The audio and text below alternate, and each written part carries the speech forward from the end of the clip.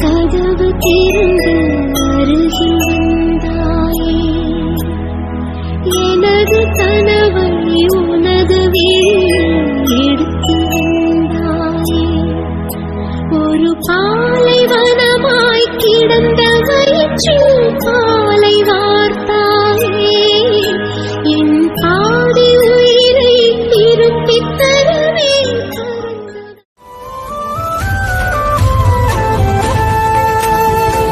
இவளின் கோபம் மௌனமாகும், எதுவும் பேசாது. இவளின் அழுகை அமிலமாகும், தாங்க முடியாது.